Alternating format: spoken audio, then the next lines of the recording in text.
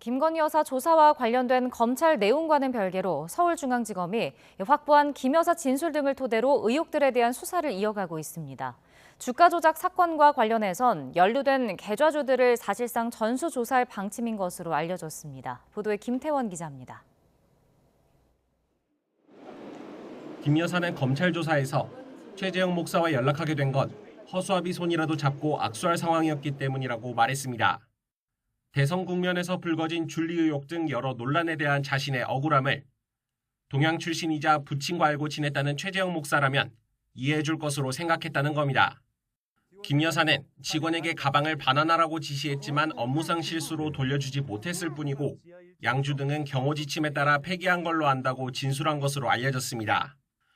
국립묘지 안장 청탁은 보고받은 게 없는 데다 최 목사가 송출 재개를 청탁했다는 통일TV는 대통령실 행정관에게 무슨 방송국인지 알아보라고 지시했을 뿐이라고 설명한 것으로 전해졌습니다.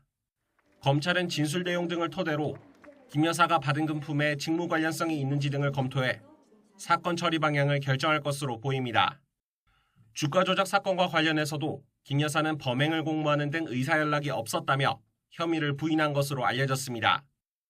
이런 가운데 검찰은 최근 주가 조작 사건에 연루된 계좌 명의자들을 잇따라 불러 조사 중인 것으로 파악됐습니다. 당시 주가 조작에는 모두 91명의 157개 계좌가 동원됐는데 사실상 전수조사할 방침인 걸로 전해졌습니다. 또 필요하다면 최 씨에 대한 조사도 검토할 수 있다는 입장인 것으로 알려졌습니다. 주가 조작 공범으로까진 처벌하기 어렵다면 관련자들에게 방조 혐의를 적용할 여지는 없는지 검토해보기 위한 것으로 풀이됩니다. 검찰이 김 여사 의혹 수사를 마무리하기 위해 속도를 올리고 있는 가운데 처분 결과에 따른 파장도 작지 않을 전망입니다. YTN 김태원입니다.